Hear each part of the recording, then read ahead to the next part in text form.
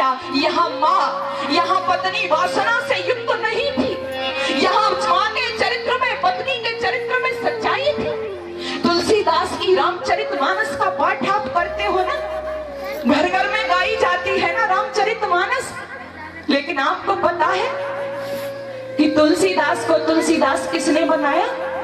पता है आपको? तुलसीदास के विषय में जब पढ़ोगे तो पता चलेगा। तुलसीदास अपनी पत्नी से बहुत प्रेम करते थे। कहते हैं एक बार पत्नी रत्ना जिसका नाम था, तुलसीदास को छोड़ करके अपने गांव को चली गई। तुलसीदास उसकी विरह वेदना सहन नहीं कर सके और कहते हैं पीछे पीछे उनके चल दिए। रात्रि का समय था, रत्ना के गांव में पहुंच गए। कहानी सत्य असत्य जैसे हो, लेकिन हमें सार लेना चाहिए। तो पढ़ने में आता है कि रत्ना के पीछे पीछे पहुंच गए। रत्ना के घर पर रात हो गई, ताला लगा हुआ है, रत्ना छत पर सोई हुई है। तो जैसे ही रात्रि में उसकी नेत्र खुलते हैं, आंख उसकी खुलती है, तो क्या देखती है कि तुलसीदास पास में खड़े हुए हैं। चौंक गई एकदम से, कहती है पतिदेव आप यहाँ कैसे?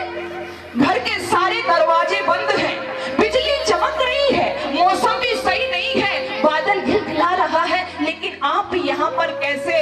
तो तुलसीदास कहते हैं कि पत्नी मैं तुम्हारी विरह वेदना सहन नहीं कर सका, एक रस्सी पड़ी हुई थी दीवार के पीछे, मैं उसी के सहारे यहाँ तक आ गया हूँ।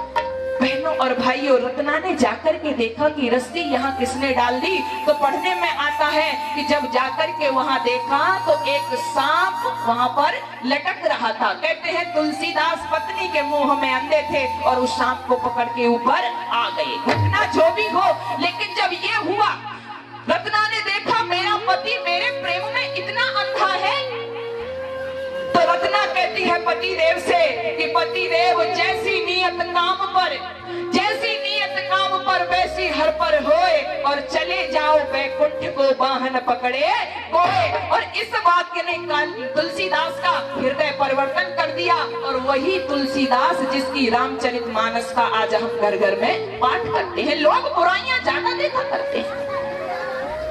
कौन थी ये